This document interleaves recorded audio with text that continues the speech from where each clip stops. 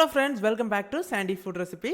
ஒரு சூப்பரான வெஜிடபிள் புலாவ் எப்படி செய்யலாம்னு தான் இன்னைக்கு பார்க்க போறோம். இந்த வெஜிடபிள் புலாவ் செய்யறதுக்கு நான் ஃபர்ஸ்ட் ஒரு ஹாட்டான pan எடுத்துக்கிறேன். இதுல 2 டேபிள் ஸ்பூன் ஆயில் ஆட் பண்ணிக்கோங்க. இதுக்கு கூடவே 1 டேபிள் ஸ்பூன் நெய் ஆட் பண்ணிக்கலாம். நெய் வெஜிடபிள் புலாவுக்கு நல்ல ஒரு ஃப்ளேவரை கொடுக்கும்.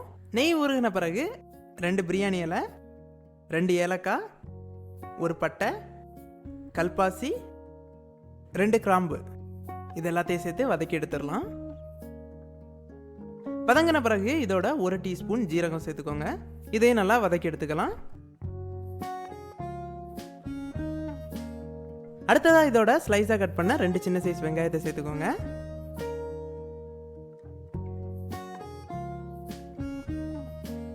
இது கூடவே 2 பச்சை மிளகாய் 2ஆ கட் பண்ணி வச்சிருக்கிறேன். அதையும் சேர்த்துடலாம்.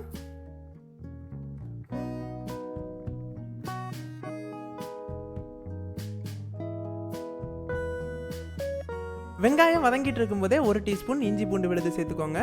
இஞ்சி பூண்டு விழுதோட பச்சை வாசனை போகிறது வரைக்கும் வதக்கி எடுத்துக்கோங்க.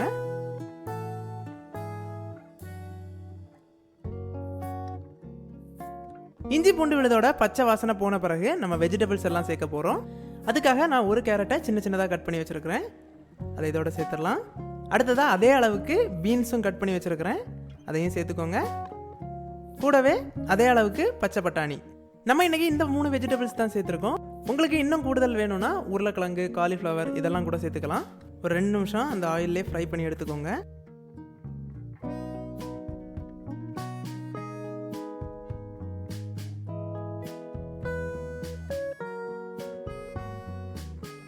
இது கூட அரை பவுல் அளவுக்கு ஃப்ரெஷ்ஷான புதினா எடுத்துருக்கிறேன். அதையும் நம்ம இதோட சேர்த்துடலாம். புதினா எப்பவுமே நல்ல ஒரு ஃப்ளேவரை கொடுக்கும் வெஜ் புலாவுக்கு. அடுத்ததா வெஜ் புலாவுக்கு தேவையான அளவு தண்ணி சேர்க்க போகிறோம். 1 கப் அரிசிக்கு 2 கப் தண்ணி சேர்த்துக்கோங்க. நான் இன்னைக்கு 1.5 கப் அரிசி எடுத்துருக்கிறேன். அதுக்காக நான் 3 கப் தண்ணி சேர்க்க போகிறேன். ஒருவேளை நீங்கள் ப்ரெஷர் குக்கரில் செய்கிறதா இருந்துச்சுன்னா 1.5 கப் அரிசிக்கு 2.5 கப் தண்ணி சேர்த்துக்கோங்க, சரியா இருக்கும். இதோட தேவையான அளவு உப்பு சேர்த்துக்கலாம். இந்த தண்ணியெல்லாம் நல்லா கொதிச்சு வந்த பிறகு நம்ம அரிசி சேர்க்க போகிறோம். இந்த அரிசி பார்த்தீங்கன்னா நான் 1.5 கப் எடுத்துருக்கிறேன். அதுவும் 20 நிமிஷத்துக்கு முன்னாடியே ஊற வச்சு வச்சுருக்கிறேன். இதெல்லாம் வடித்து நம்ம இதோட சேர்க்க போகிறோம்.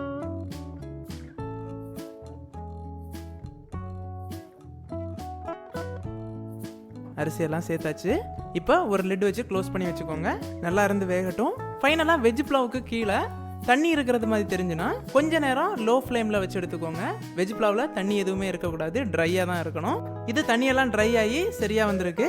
இப்போ நம்ம ஜெண்டலாட்டை நம்ம மிக்ஸ் பண்ணி எடுத்துடலாம். மேலே ஃப்ளேவருக்காக கொஞ்சமாக புதினா, பொடி பொடியாக நறுக்குன மல்லி இலை இது எல்லாத்தையும் சேர்த்து ஒரு தடவை மிக்ஸ் பண்ணி எடுத்துட்டோன்னா நம்ம வெஜ் புலாவ் சூப்பராக ரெடி ஆயிரும்.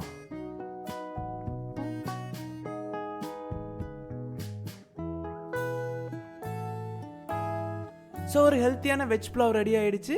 இதே மாதிரி நீங்களும் வீட்டில் ட்ரை பண்ணி பாருங்கள். இந்த வீடியோ பிடிச்சிருந்துன்னா சாண்டி ஃபுட் ரெசிபி சேனலை மறக்காமல் சப்ஸ்கிரைப் பண்ணுங்கள்.